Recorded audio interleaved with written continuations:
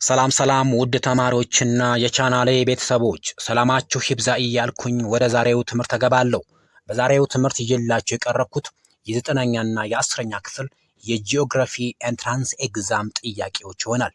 እነዚህ ጥያቄዎች ለዘንድሮ 12ኛ ክፍል ተፈታኝ ተማሪዎች በሚመጥን መንገድ አዘጋጅቻለሁ። እስከ መጨረሻው ከኔ ጋር ቆዩ። በዛሬው ትምህርታችን የምንዳስሰው ክፍል 6 ሲሆን ክፍል 6 በውስጡ 20 ጥያቄዎችን አካተዋል። ይሄንን ቻናል ላይክ፣ ሰብስክራይብ እንዲሁም ሼር ማድረጋችሁን እንዳዘነጉ። ወደ መጀመሪያው ጥያቄ ስገባ ጥያቄ ቁጥር 71 among the following which one do you know is a human made cause for global climate change? A. greenhouse effect. B. ocean current. C. continental drift. D. volcanoes. ጥያቄ ቁጥር 72 in which continent the largest number of human population live? A. oceania. B. asia. C. europe. D. africa.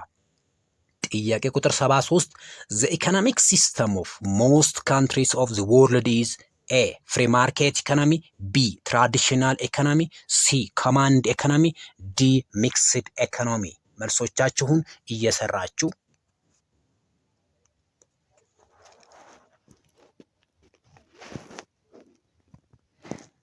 የትምህርት በቋሚነት የተዘጋጀ የሚቀርብላችሁ ከብሪጅ ኤጁኬሽን ነው። ቻናሉን ላይክ፣ ሰብስክራይብ እንዲሁም ሼር ማድረጋችሁን አትዘንጉ። መልሶቻችሁን እየሰራችሁ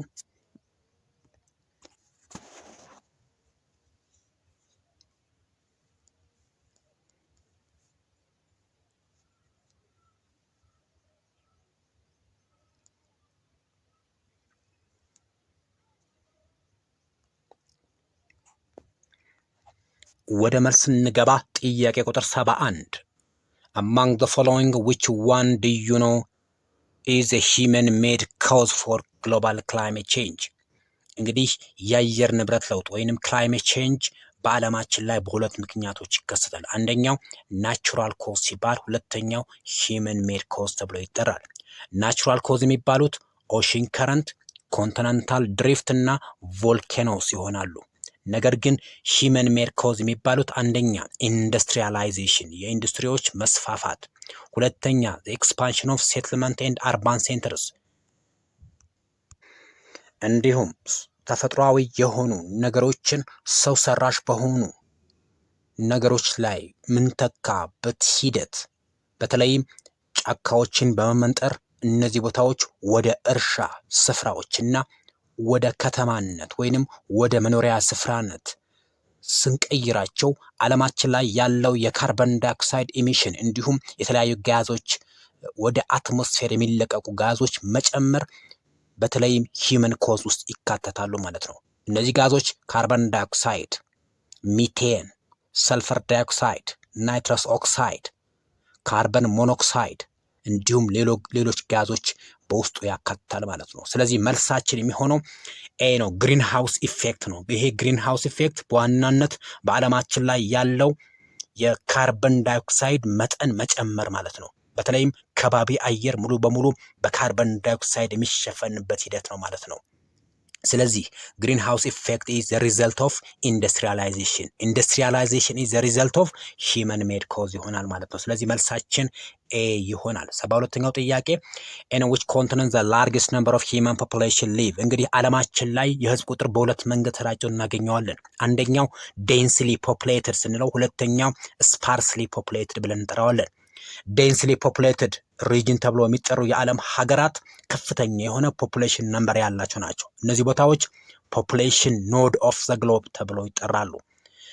እነዚህ በተለይ ኤዥያ እንደ አንድ ማሳያ ይሆናል ማለት ነው። በተለይም 3 የዓለማችን አህጉራት ፖፑሌሽን ኖድ ወይም ፖፑሌሽን ክለስተር ተብሎ ይጠራሉ። እነዚህም ኤዥያ፣ ኢሮፕ እና ኖርዝ አሜሪካ ይሆናል። ስለዚህ መልሳችን ቢ ይሆናል። 73ኛው ጥያቄ ዘ ኢኮኖሚክ ሲስተም ኦፍ ሞስት ካንትሪስ ኦፍ ዘ ወርልድ ኢዝ ዲ ሚክስድ ኢኮኖሚ ይሆናል። ዓለማችን ላይ 4 አይነት ኢኮኖሚክ ሲስተም አለ። እነዚህም ፍሪ ማርኬት፣ ትራዲሽናል፣ ኮማንድ እና ሚክስድ። ትራዲሽናል ኢኮኖሚክ ሲስተም ብለን የምንጠራው ኋላ ቀር የሆነ የግብይት ስርዓት ነው።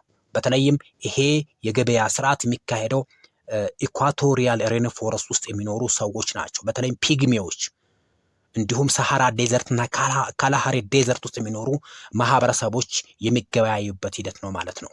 ስለዚህ ትራዲሽናል ባክዋርድ ነው። እንደ ዛሬው ከረንሲ ወይም ፔፐር መኒ የለበትም። ሞደርን የሆነ ማርኬት ሲስተም አይጠቀሙም። ያ ማለት አንድ እቃ ቢፈልጉ እቃን በእቃ የሚለዋወጡበት ሂደት ትራዲሽናል ኢኮኖሚክ ሲስተም ይባላል ማለት ነው።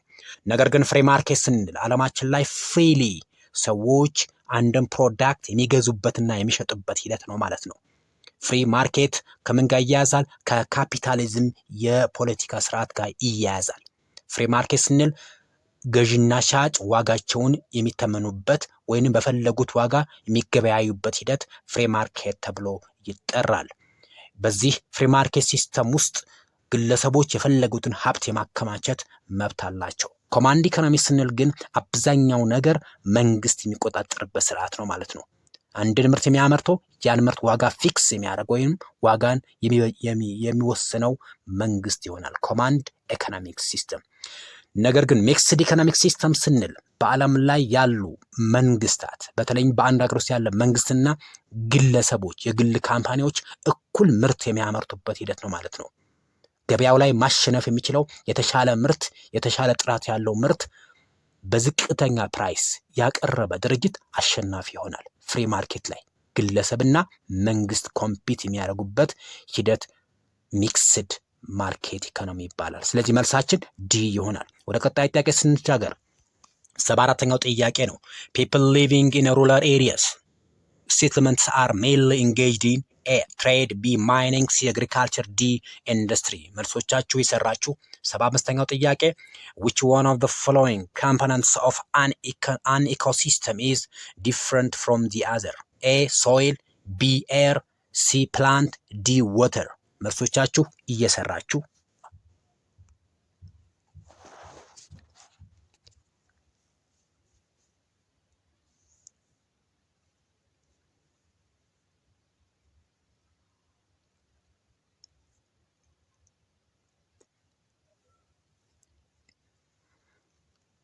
ወደ መልስ እንገባ። ጥያቄ ቁጥር 74 መልሳችን ሲ ይሆናል። ምክንያቱም በተለይ ሩራል ኤሪያ ወይም ገጠር ብለን የምንጠራቸው ስፍራዎች በዋናነት አብዛኛው ማህበረሰብ የኢኮኖሚ ወይም የገቢ ምንጩ ግብርና ላይ የተመሰረተ ነው። ስለዚህ መልሳችን አግሪካልቸር ይሆናል ማለት ነው። 75ኛው ጥያቄ which one of the following component of an ecosystem is different from the other? እንግዲህ ኤኮሲስተም ስንል the interaction between biotic and abiotic things። ባዮቲክ ቲንግ ብለን የምንጠራቸው በተለይም ሊቪንግ ቲንግስ ብለን የምንጠራቸው ናቸው። እነዚህም ፕላንት ኤንድ አኒማልስ ይሆናሉ። ነገር ግን አባዮቲክ ፋክተር ስንል ሰራውንዲንግ ኢንቫይሮንመንት ወይንም በከባቢያችን የምናገኛቸው ነገሮች ወይም በአካባቢያችን የምናገኛቸው ነገሮች ህይወት ያላቸው ነገሮች በህይወት እንዲቀጥሉ ምክንያት የሆኑ ነገሮች አባዮቲክ ፋክተር ይባላሉ። እነዚህም ሶይል ኤር ኤንድ ወተር ይሆናል ማለት ነው። አባዮቲክ ፋክተርስ በት ፕላንት ኢዝ ባዮቲክ ፋክተር። ሶ ዚ አንሰር ኢዝ ሲ ይሆናል መልሳችን። ጥያቄ ቁጥር 76 which one of the following is true about modern map making? A. most of the maps are locational. B. the measurements are made by hand through field work. C. most of them are sketch maps. D. the informations are gathered through designed aircrafts, remote sensors and GPS። መልሶቻችሁ እየሰራችሁ ጥያቄ ቁጥር 77 which one of the following is the classification criteria for general purpose and specific purpose map? A. focus and level of detail. B. marginal information and purpose. C. scale and symbols. D. scale። መልሶቻችሁ እየሰራችሁ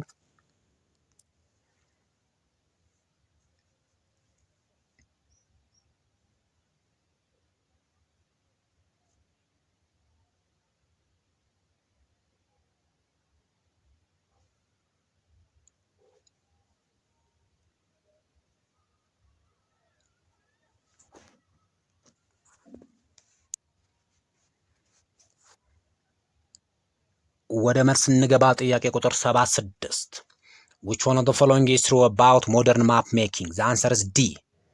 the informations are gathered through designed aircraft, remote sensors and GPS። እንግዲህ ሞደርን ማፕ ሜኪንግ የሚጠቀመው ሞደርን የሆኑ ቱሎች ናቸው ማለት ነው። ሞደርን ቱሎች ስንል አንደኛው ኤርክራፍትስ አውሮፕላኖች እና ሄሊኮፕተሮች ሊሆኑ ይችላሉ። ወይም ሪሞት ሴንሰርስ በተለይም አርቲፊሻል የሆኑ ሳተላይቶች ሰው አልባ የሆኑ ሳተላይቶች መጠቀም ማለት ነው። እንዲሁም ጂፒኤስ ጂኦግራፊክ ፖዚሽኒንግ ሲስተምን እንደ አንድ ግብአት መጠቀም ማለት ነው። እነዚህ ምን ይባላሉ? ሞደርን ማፕ ሜኪንግ ሜተድ ናቸው ማለት ነው። ነገር ግን ሶስቱ ኤ ቢ እና ሲ ትራዲሽናል ማፕ ሜኪንግ ሜተድ ይሆናሉ ማለት ነው። ሶ ዘ አንሰር ኢዝ ዲ።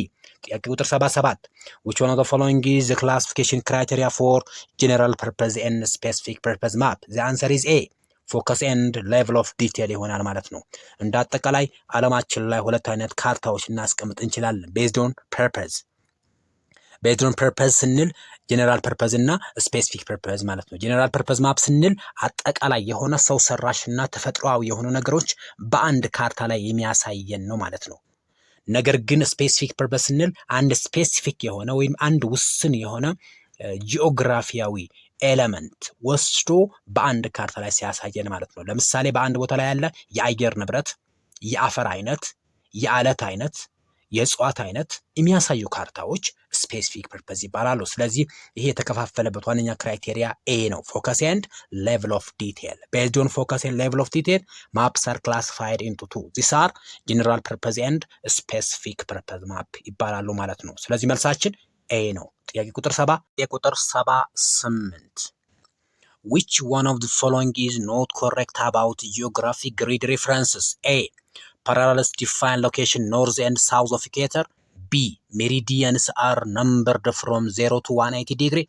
C each degree of latitude approximately 111 kilometers apart. D fourth grid origin is located southwest corner of the grid.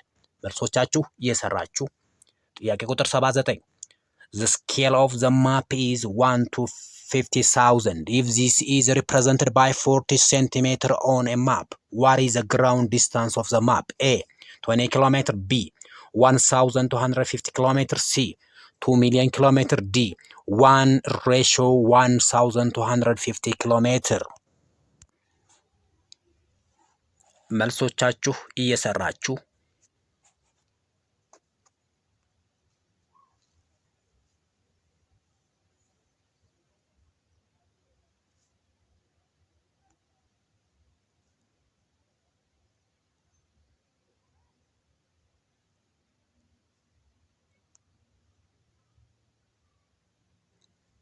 ወደ መልስ እንገባ። ጥያቄ ቁጥር 78 which one of the following is not correct about geographic grid references? the answer is D ይሆናል። fourth grid origin is located southwest corner of the grid የሚለው ነው ማለት ነው። ምክንያቱም ዓለማችን ላይ ሁለት አይነት ግሪድ ሪፈረንሶች አሉ። እነዚህም ናሽናል እና ኢንተርናሽናል ወይንም ጂኦግራፊክ ግሪድ ሪፈረንስ ማለት ነው። ናሽናል ግሪድ ሪፈረንስ ሲባል የእያንዳንዱ ሀገር ያለው የኪሎ ሜትር ርቀት የምናሳየው ነው ማለት ነው። ስለዚህ ናሽናል ወይንም ውስን የሆነ አንድ ሀገርን ብቻ ውስን የምናሳይበት ግሪድ ሪፈረንስ ናሽናል ግሪድ ሪፈረንስ ይባላል። ናሽናል ግሪድ ሪፈረንስ ላይ ኢስቲንግ እና ኖርዚንግ የሚባሉ መስመሮች እንጠቀማለን። ኢስቲንግ የሚባሉት ቨርቲካል የሆኑ ላይኖቹ ኢስቲንግ ይባላሉ። ሆሪዞንታሎቹ ደግሞ ምን ይባላሉ? ኖርዚንግ ብለን እንጠራቸዋለን። የግሪዱ መጀመሪያ ወይንም 0 ነጥብ ፎልስ ግሪድ ኦሪጂን ይባላል ናሽናል ግሪድ ሪፈረንስ ላይ። ነገር ግን ኢንተርናሽናል ግሪድ ሪፈረንስ ወይንም ጂኦግራፊክ ግሪድ ሪፈረንስ ስንል የምንጠቀመው ፓራላሎች እና ሜሪዲያኖች ነው የምንጠቀመው ማለት ነው። የእያንዳንዱ ፓራላል የራሱ የሆነ ዲግሪ አለው። እንግዲህ ከኢኩዌተር ተነስተን እስከ ፖል ያለው ፓራላል ሲባሉ ጂኤምቲ ወይንም ከግሪንዊች ሚን ታይም ተነስተን ደግሞ ወደ ኢስት እና ዌስት ስንሄድ ሜሪዲያንስ እንላቸዋለን ማለት ነው።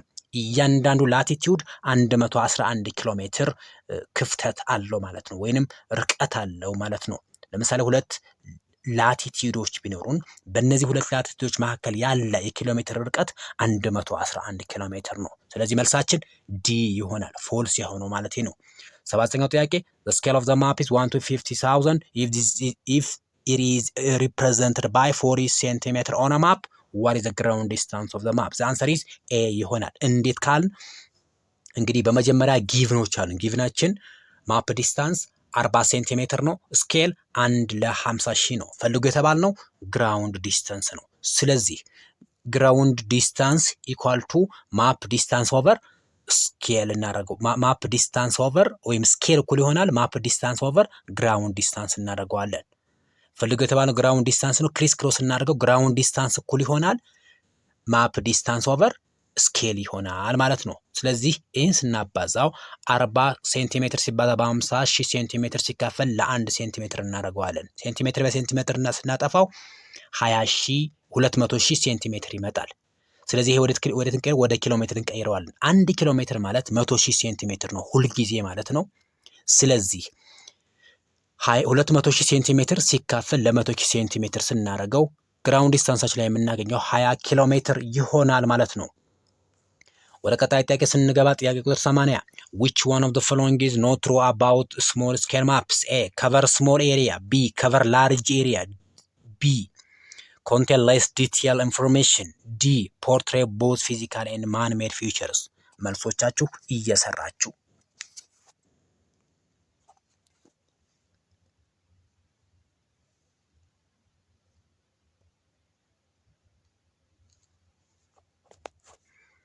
ወደ መልስ እንገባ።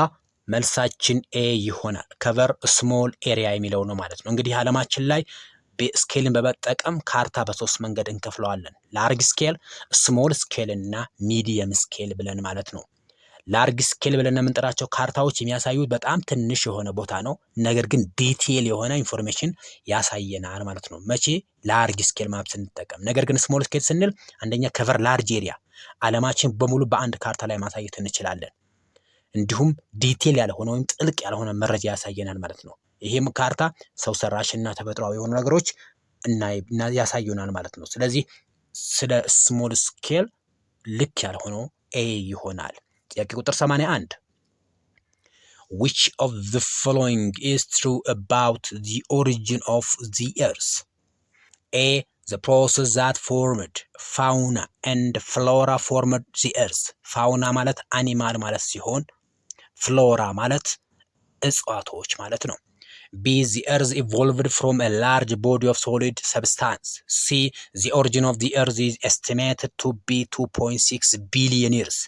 D the earth is made up of gas like helium and nitrogen. መልሶቻችሁ እየሰራችሁ ጥያቄ ቁጥር 82 all heavenly bodies including all stars together with the sun, comets, meteors, planets and their satellites are found in the very vast space is called A galaxy, B sun, C solar system, D universe. መልሶቻችሁ እየሰራችሁ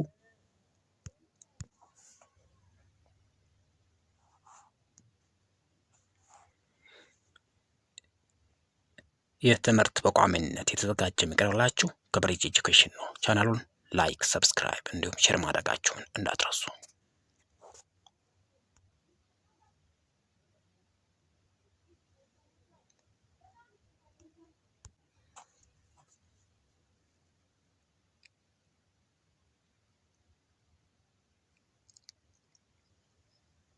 ወደ መልስ እንገባ። ጥያቄ ቁጥር 81 which of the following is true about the origin of the earth?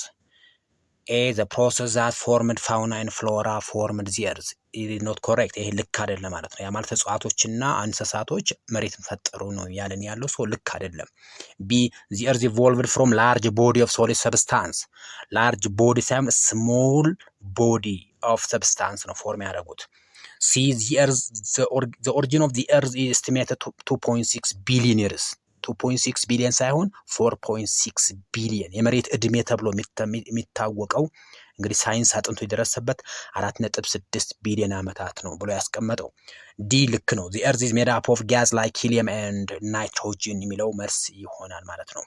ጥያቄ ቁጥር 82 all heavenly bodies include all stars together with the sun, comets, meteors, planets and their satellites are found in a very vast space called the universe ይሆናል። እንግዲህ ዩኒቨርስ ብለን የምንጠራው በጣም ሰፊ የሆነ በውስጡ በጣም ብዙ የሆኑ ነገሮችን የያዘን ነው። እነዚህ ሄቨንሊ ቦዲስ በተለይም እነ ከዋክብቶችን የመሳሰሉ ጋላክሲዎችን እንዲሁም ሜቴራይቶች፣ ኮሜቶች፣ ፕላኔቶች የያዘው ዩኒቨርስ ብለን እንጠራዋለን ማለት ነው። ስለዚህ ዩኒቨርስ በጣም ቫስት የሆነ ባዶ የሆነ ወይም ቫኪዩም የሆነ ስፔስ ነው ማለት ነው። ስለዚህ መልሳችን ዲ ነው። 83ኛው ጥያቄ which one of the following is true about mantle? A. mantle is found in the innermost part of the earth. B. mantle contains molten rocks known as magma. C. it is the thinnest section of all layers of the earth. D. the temperature in it is lower than that of the crust. መልሶቻችሁ እየሰራችሁ ጥያቄ ቁጥር 84 which one of the following is not true about crust? A. crust composed of silicon, aluminum and magnesium. B. it is the thinnest section of all layers of the earth. C. its volume is 0.01% of the earth. D. crust's temperature is 6000 degrees Celsius. መልሶቻችሁ እየሰራችሁ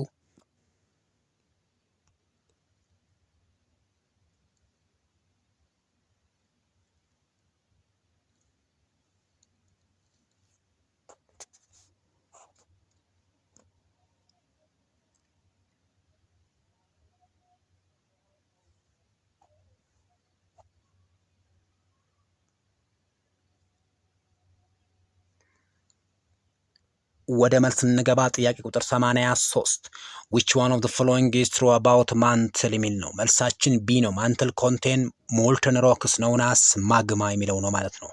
እንግዲህ ተማሪዎች መሬት 3 ክፍሎች አሉት፣ ክረስት፣ ማንትል እና ኮር። ክረስት ብለን የምንጠራው የመሬት ክፍል በጣም ቲን የሆነ ወይንም the thinnest layer of earth ብለን እንጠራዋለን። በጣም ቀጭን ወይም ስስ የሆነው የመሬት ክፍል ክረስት ይባላል። የሙቀት መጠኑ 1200 ዲግሪ ሴንቲግሬድ ነው። የተሰራው ሲሊከን፣ አሉሚኒየም እና ማግኒዥየም ከሚባሉ ቁሶች ነው። ሁለተኛው ሌየር ማንትል ይባላል። ማንትል ብለን የምንጠራው በጣም ወፍራሙ የመሬት ክፍል ነው።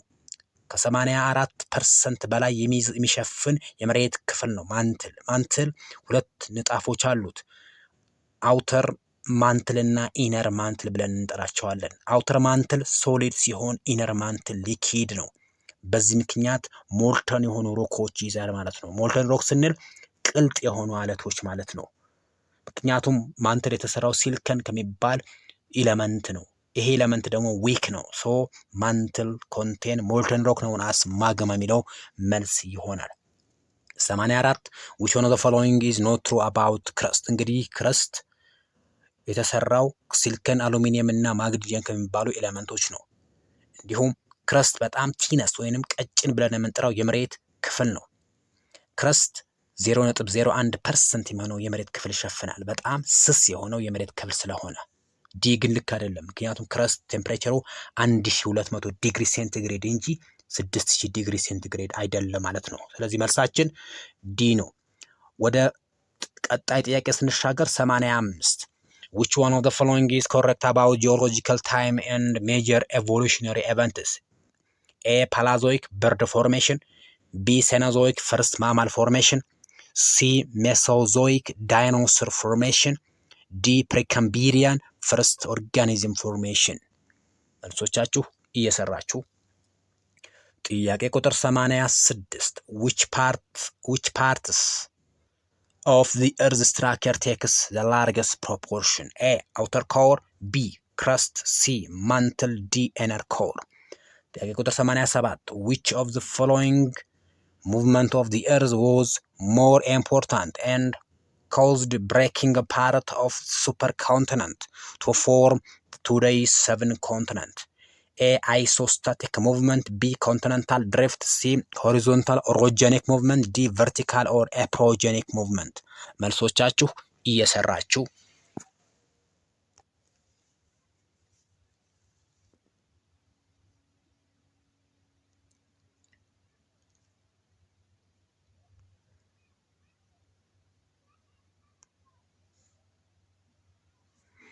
የትምህርት በቋሚነት የተዘጋጀ የሚቀርብላችሁ ከብሬጅ ኤጁኬሽን ነው። ቻናሉን ላይክ፣ ሰብስክራይብ እንዲሁም ሼር ማድረጋችሁን አትዘንጉ።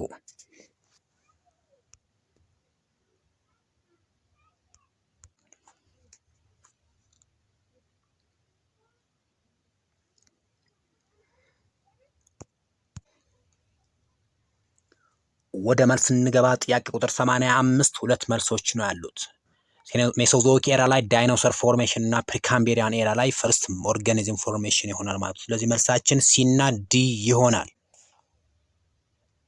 እንደ አጠቃላይ ጂኦሎጂካል ኤራዎች በአራት እንከፍላቸዋለን። እነዚህም ፓላዞይክ፣ ሴኖዞይክ፣ ሜሶዞይክ እና ፕሪካምቢሪያን። ስለዚህ ከእነዚህ ውስጥ ልክ የሆነው ሜሶዞይክ ኤራ ፎርሜሽን ኤንድ ዲስአፒራንስ ኦፍ ዳይኖሰር የዳይኖሰር መፈጠርና መጥፋት በሜሶዞይክ ኤራ ነው ማለት ነው። እንዲሁም ፕሪካምቢሪያን ኤራ ላይ ፈርስት ማማልስ ወይም ፈርስት ኦርጋኒዝም ይቅርታ፣ ፕሪካምቢሪያን ኤራ ላይ ፈርስት ኦርጋኒዝሞች የተፈጠሩበት ጊዜ ነው። እነዚህ ፈርስት ኦርጋኒዝሞች በተለይም አልጌ፣ ሞስስ፣ ባክቴሪያዎች የተፈጠሩበት ጊዜ ነው ማለት ነው። ሶ ዞስ ፈርስት ኦርጋኒዝምስ አር ፎርምድ ፍሮም ኦሽንስ። ስለዚህ መልሳችን ሲና ዲ ይሆናል። ጥያቄ ቁጥር 86 ዚ አንሰር ኢዝ ሲ። ከመሬት ክፍሎች ውስጥ በጣም አብዛኛው ክፍል የሚሸፍነው ማንትል ነው። ማንትል ከ84% በላይ የሚሆነውን የመሬት ክፍል ይሸፍናል ማለት ነው። 87 which one of the following movement of the earth was more important and caused breaking apart of the supercontinent to form the today's 7 continent። እንግዲህ መሬት ወጥ የሆነች አንድ መልክዓ ምድር ያላት ፍጥረት ነበረች። ነገር ግን ሳይንስ እንደሚነግረን ምድራችን ለሁለት ክፍሎች ተከፍላለች። እነዚህም ሎወር ኤዥያ እና ጎንድዋና ላንድ ብለን እንጠራቸዋለን። ሎወር ኤዥያ ተብሎ የሚጠሩት ከላይ ያሉት አህጉራቶች ናቸው። እነዚህም ኖርዝ አሜሪካ፣ ኢሮፕ እንዲሁም ኤዥያ ይሆናል ማለት ነው። ነገር ግን ጎንድዋና ላንድ ብለን የምንጠራቸው ከኢኩዌተር በታች ያሉት ወይንም ከታች ያሉ አህጉራት ናቸው። እነዚህም ሳውዝ አሜሪካ፣ አፍሪካ፣ የተወሰነው የኤዥያ ክፍል በተለይ ኢንዲያን ኮንቲነንትስ፣ አንታርክቲካ፣ ኦሺኒያ የጎንድዋና ላንድ ክፍሎች ናቸው። ስለዚህ ይሄ የተከፋፈለበት ሂደት አንድ ወጥ የሆነው የመሬት ክፍል ወደ 7 አህጉራት የተከፋፈለበት ሂደት ኮንቲነንታል ድሪፍት ይባላል። ይሄ ቲዮሪ የጻፈው ሰው አልፍሬድ ቬግነር ተብሎ ይጠራል። ይህ ሰው ጀርመናዊ ሜትሮሎጂስት ሲሆን በ1915 ይህን ቲዮሪ ጽፏል ማለት ነው። ወይንም በሌላ ቋንቋ ፕሌት ቴክቶኒክ ተብሎ ይጠራል። ሙቭመንት ኦፍ ኮንቲነንትስ የዓለማችን አህጉራት መሰንጠቅ ወይንም ወደ ጎን የሚያደርጉት እንቅስቃሴ ፕሌት ቴክቶኒክ ተብሎ ይጠራል ማለት ነው። ስለዚህ የ85ኛው ጥያቄ ሲና ዲ፣ 86 ሲ፣ 87 ቢ ይሆናል መልሳችን። ወደ ቀጣይ ጥያቄ ስናልፍ ጥያቄ ቁጥር 88 In the geological time scale, GTS, geologists believed that the Earth sustained the greatest portions of its geological life in one of the following geological era. Which one? A. Paleozoic, B. Precambrian, C. Mesozoic, D. Cenozoic. ጥያቄ ቁጥር 89 Which type of rock differs from others due to layers formed by accumulation of substance from marine or terrestrial origin? A. volcanic, B. igneous, C. sedimentary, D. metamorphic። ጥያቄ ቁጥር 90 In Ethiopia, which of the following months mark the end of winter and beginning of spring season, respectively? A. November to December, B. February to March, C. May to June, D. August to September። መልሶቻችሁ እየሰራችሁ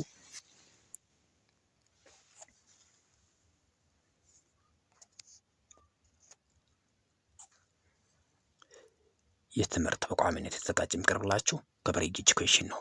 ቻናሉን ላይክ፣ ሰብስክራይብ እንዲሁም ሼር ማድረጋችሁን አትዘንጉ።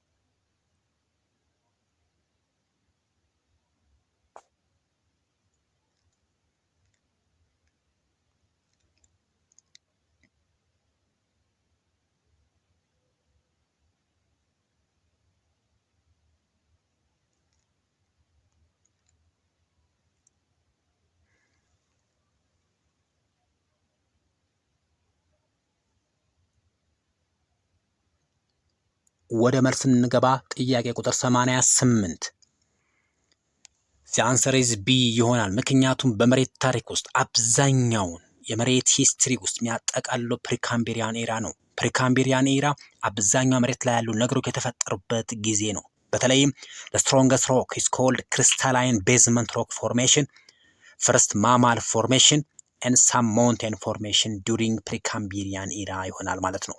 ይህም 88% የሚሆነውን የመሬት ጂኦሎጂካል ሂስትሪ የሚይዘው ኤራ ፕሪካምቢሪያን ተብሎ ይጠራል። 89ኛው ጥያቄ መልሳችን ሲ ነው። ምክንያቱም ሌየር ያላቸው ንጣፍ ያላቸው አለቶች ሴዲመንተሪ ይባላሉ። እነዚህ አለቶች በዋናነት የተፈጠሩት ማሪን እና ቴሪስቴሪያል ወይንም የተለያዩ ሴዲመንቶች አንድ ላይ በመጣበቅ ወይም ኮምፓክት በመሆን ሴዲመንተሪ ሮክ ፈጥረዋል ማለት ነው። ስለዚህ ሌየር ያላቸው አለቶች ምን ይባላሉ? ሴዲመንተሪ ሮክ ተብሎ ይጠራሉ። ስለዚህ ኢግኒየስ እና ቮልኬኒክ አንድ ነው። ቮልኬኒክ እና ኢግኒየስ ሮክ የተፈጠሩት ቢኮዝ ኦፍ ቮልኬኒዝም ወይንም ሞልተን ሮክ ይሆናል። ሴዲመንተሪ ቢኮዝ ኦፍ ሴመንቴሽን፣ ሜታሞርፊክ ቢኮዝ ኦፍ ሂት ኤንድ ፕሬዠር የተፈጠሩ አለቶች ናቸው ማለት ነው። እንግዲህ በኢትዮጵያ የዊንተር መጀመሪያና የስፕሪንግ የዊንተር መጨረሻና የስፕሪንግ መጀመሪያ የሆኑት ወራቶች ፌብሩዋሪ እና ማርች ይሆናሉ። እንግዲህ በዓለማችን ላይ 4 አይነት ሲዝኖች አሉ። በተለይም ኢትዮጵያ ውስጥ 4 አይነት ወቅቶች አሉ። እነዚህም ሰመር፣ ዊንተር፣ ኦተመን ኤንድ ስፕሪንግ ተብለው ይጠራሉ። ስለዚህ ክረምት በኢትዮጵያ ክረምት ብለን የምንጠራቸው ጁን፣ ጁላይ፣ ኦገስት ይሆናሉ። ስፕሪንግ ብለን ኦተመን ብለን የምንጠራቸው ደግሞ ሴፕቴምበር፣ ኦክቶበር፣ ኖቬምበር ናቸው። ኖቬምበር ብለን እንጠራቸው ዲፋይን እናደርጋቸዋለን። ዊንተር ዲሴምበር፣ ጃንዋሪ፣ ፌብሩዋሪ ነው። ስፕሪንግ ማርች፣ ኤፕሪል፣ ሜይ ይሆናል። ውድ ተማሪዎች የዛሬው የጥያቄና የመልስ ክፍለ ጊዜያችን ይህን ይመስል ነበረ። ስለተከታተላችሁኝ አክብሮቴን እገልጽላችኋለሁ። ስለተከታተላችሁኝ አመሰግናለሁ። ስለዚህ የዛሬውን የጥያቄና የመልስ ክፍለ ጊዜ በዚሁ ያበቃው። ቀጣይ ያለውን የጥያቄዎችን ማጠቃለያ እንድትከታተሉ በአክብሮትና በትህትና እጠይቃለሁ። ማንኛውም አይነት አስተያየት ካላችሁ እታች ባለ ኮሜንት ላይ ጻፉልኝ። የምትሰጡኝ አስተያየት በአክብሮት ለመቀበል ዝግጁ ነኝ። የትምህርት በቋሚነት የተዘጋጀ የሚቀርብላችሁ ከብሪጅ ኤጁኬሽን ነው። ቻናሉን ላይክ፣ ሰብስክራይብ እንዲሁም ሼር ማድረጋችሁን ግን አትርሱ። ባይ